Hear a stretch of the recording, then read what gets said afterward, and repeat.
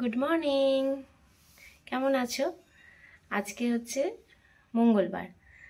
তো আজকে ব্লগ করছি না, বাট তোমাদের সাথে একটা জিনিস শেয়ার করব বলে ক্যামেরাটা অন করলাম।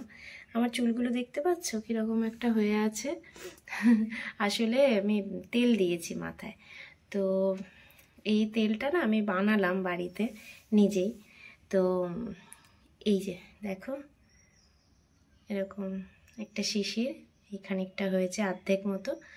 তো এইটার মানে কি কি দিয়ে বানিয়েছি না বানিয়েছি সেই ভিডিওটা আমি তোমাদের সাথে চলো শেয়ার করি। চলো দেখে নাও যে আমি তেলটা কিভাবে বানিয়েছি। তো দেখো ইনগ্রিডিয়েন্টসের মধ্যে কি কি নিয়েছি। কারি পাতা, ঠিক আছে, আর তারপরে এটা হচ্ছে আমলকিগুলোকে একদম ছোট ছোট করে টুকরো করে নিয়েছি। আচ্ছা, তারপরে একটা পেঁয়াজ নিয়েছিলাম, সেটাকে এরকম কুচি করে নিয়েছি। মেথি, কালো জিরে, আর এটা হচ্ছে একটা কোকোনাট অয়েল। তো এই ছিল টোটাল ইনগ্রেডিয়েন্টস।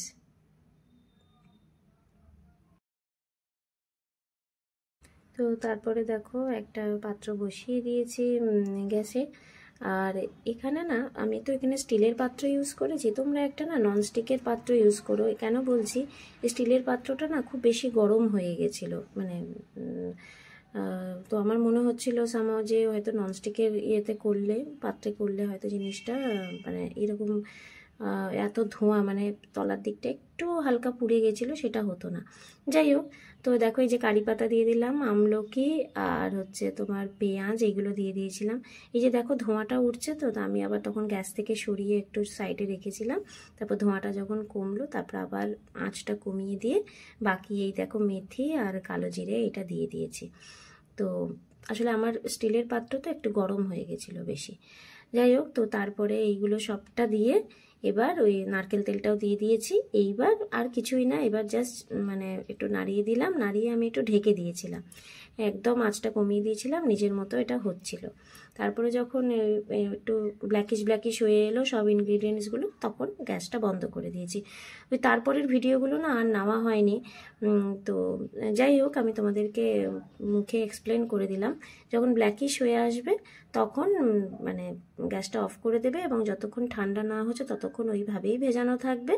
যেই ঠান্ডা হয়ে যাবে তারপরে একটা কাপড়ের মধ্যে এই পুরো জিনিসটা নিয়ে জাস্ট মানে চিপে আর কি তেলটা বার করে নিলেই কিন্তু তোমাদের তেল রেডি। দেখলেই ওইটা না অনেকক্ষণ ধরে ফুটিয়েছি। হ্যাঁ, ফোটানোর পরে তারপরে যখন ওই যে জিনিসগুলো দিয়েছি সেগুলো যখন একদম একটু ব্ল্যাকিশ হয়ে এসছে, তখন গ্যাসটা বন্ধ করে দিয়েছি। তারপর জিনিসটাকে ঠান্ডা করেছি, করে যখন ঠান্ডা হয়ে গেছে একটা কাপড়ের মধ্যে ওটা ঢেলে কাপড়টাকে চিপে আর কি তেলটা বার করে নিয়েছি।